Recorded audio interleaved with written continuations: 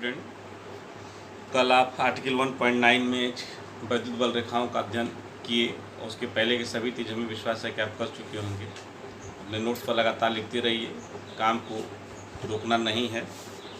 आज आप आर्टिकल 1.9 के शेष भाग क्षेत्रफल वेक्टर तथा घनकोण के बारे में अध्ययन करेंगे। क्षेत्रफल वेक्टर को सबसे पहले हम समझेंगे कि क्षेत्रफल वेक्टर है क्या। ये सभी चीज़ें आपको गाउस की प्रमेय आगे चल के पढ़नी है, उसमें प्रयोग में आएंगे। इसमें देखिए, कोई क्षेत्रफल, कोई समतल लिया, कोई एक समतल तल लिया, इसका क्षेत्रफल हम मान ले रहे हैं यस है। इस तल के लंबवत एक तीर या वेक्टर खींचा, जैसे यह तल है, इसके लंबवत एक तीर या वेक्टर खींचा, यानी इस समतल पर यह 90 डिग्री का कोण बना रहा है। यह तीर या वेक्टर ही क्षेत्रफल सदिश को प्रदर्शित करेगा। सदिश को प्रदर्शित करने के वेक्टर चिन्ह बनाएगा। इसकी दिशा को n कम एकांक वेक्टर से प्रदर्शित करेंगे। तो सूत्र हो जाएगा क्षेत्रफल सदिश, सूत्र रूप में इसको प्रकट करेंगे। क्षेत्रफल सदिश S vector is equal to n cap into mod S. क्षेत्रफल मॉड लगने का मतलब यह क्षेत्रफल का परिमाण है और यह आपका क्षेत्रफल सदिश। अब आइए घनकोण। घनकोण को आप देख रहे हैं, एक डी सिग्मा या डी ओमेगा इस रूप में प्रदर्शित करिए, डी ओम कर लीजिए, और दूसरा एक डी ओमेगा भी है जो पहले से आप जानते हैं। चाहे इसको प्रयोग करिए चाहे इसको, कोई दिक्कत नहीं है। तो इसको समझने के लिए ये देखिए, आपका कोई समतल ले लिया हमने और इसके किसी एक पार्ट को लिया, इसका सेंटर यह मान लीजिए, यह पार्ट हमने ले लिया। जैसे यह पूरा एरिया यदि यस है तो हमने यह कर लीजिए, इसे इस एरिया को, इसको यहाँ लिया गया है, इसको आप डी एस भी कह सकते हैं और डेल्टा यस भी कहा जा सकता है। जिस रूप में आप पढ़ना चाहें पढ़िए। डेल्टा भी डिफरेंस है, डी भी डिफरेंस है। तो यह जो हमने गोला लिया, गोले का क्षेत्रफल गोले के केंद्र पर जो कोण अंतरित करता है उस कोण को ही घन कोण कहते हैं। गोले का क्षेत्रफल गोले के केंद्र पर जो कोण अंतरित करता है उसे घन कोण कहते हैं। अगर क्षेत्रफल सदिश दिखाने की बात आप करेंगे तो एक बिंदु इस पर लेंगे। ये देखिए, हमने बिंदु लिया यहाँ पर, या इस सेंटर के इस तल के लंबवत एक लाइन खींच दिया, एक तीर खींच दिया। यह तीर ही हमारा क्षेत्रफल सदिश को प्रदर्शित करता है। यह n कैप इसकी हमने दिशा दिखा दी। सूत्र के रूप में यदि आपको लिखना है तो हमें बताया कि गोले का क्षेत्रफल गोले के केंद्र पर जो कोण अंतरित करता है उसे घनकोण कहते हैं। तो गोले का क्षेत्रफल क्या होता है आप जानते हैं, 4πr², यानी यह त्रिज्या के वर्ग के समानुपाती होता है। तो यह हो जाएगा delta S is proportional to r²। तो क्या हो जाएगा, delta S is proportional to r², या delta S is equal to constant into r², या delta S by r² is equal to constant. अपनी नोट्स में आप देख रहे होंगे कि delta S upon r² is equal to constant. यह कांस्टेंट ही घन कोण कहलाता है। अर्थात delta S by r equal to,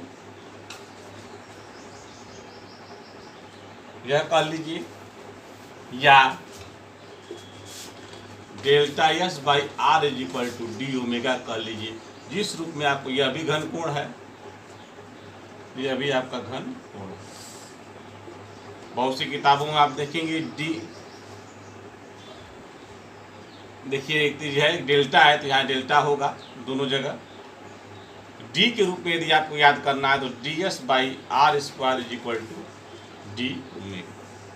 तो इस रूप में याद करिए, तो इस रूप में याद करिए, सभी आपके सही हैं। और घन कोण का मात्रक होता है यूनिट स्टेरेडियन। क्या मात्रक होता है? स्टेरेडियन। अब आप स्टेरेडियन की डिफिनेशन पढ़ेंगे। एक स्टेरेडियन किसे कहते हैं? आप देखिए अपने सूत्र में, आप सूत्र देखिए, यहाँ लिखे हैं कि ds/r² is equal to D omega, चाहे डी सिग्मा, चाहे इस रूप में लिखे होंगे delta s/r² is equal to delta, जो लिखे होगा उस रूप में आप याद करेंगे। यदि D omega is equal to एक स्टेरेडियन,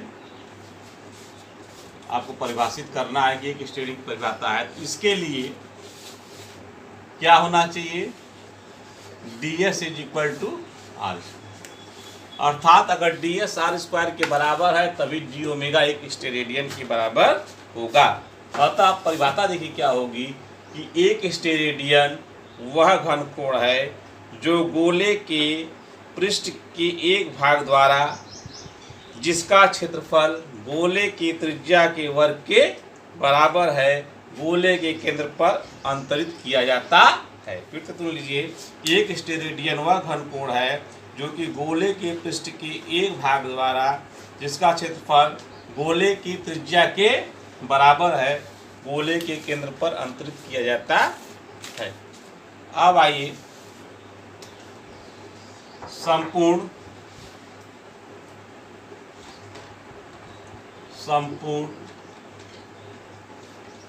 अगले नोट्स में आप देखेंगे निकाला का संपूर्ण पृष्ठ का घन कोण, संपूर्ण पृष्ठ का घन कोण निकालना है। तो आप अभी भी जान रहे हैं कि गोले का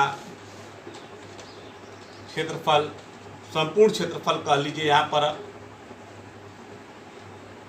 यस इज इक्वल टू होता है 4πr², और घन कोण की परिभाषा होती है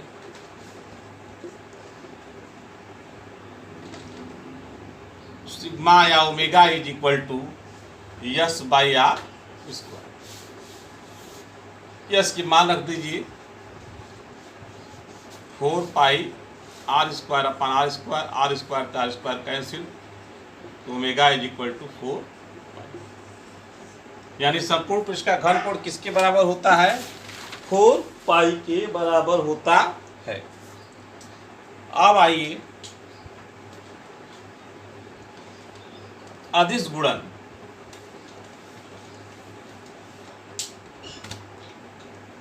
अदिश गुणन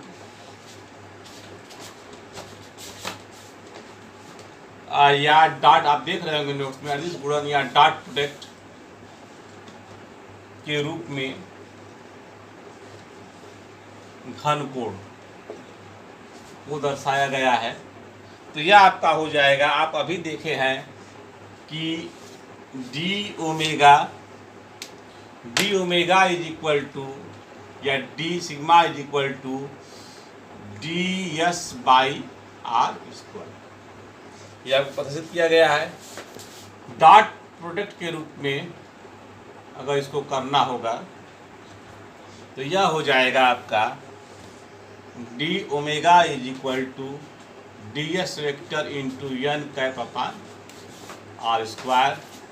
n कैप आप जानते हैं एकांक वेक्टर जो यस की दिशा को प्रदर्शित कर रहा है। इसको तोड़ देंगे तो ds into n cap into cos theta upon r², यह हो जाएगा D omega is equal to ds cos theta upon r²। यहाँ थीटा क्या है इस पर विशेष ध्यान रखिएगा। ds तथा n कैप के मध्य का कोण, एकांक वेक्टर और क्षेत्रफल सदिश के मध्य का कोण आपका क्या है? थीटा है। अब आइए वैद्युत आर्टिकल अगली चलेगी। अब आपकी आर्टिकल अगली आपकी है 1.10 वैद्युत फ्लक्स। इसको प्रदर्शित करते हैं फाई से या फाई ई से। तो फ्लक्स लैटिन शब्द है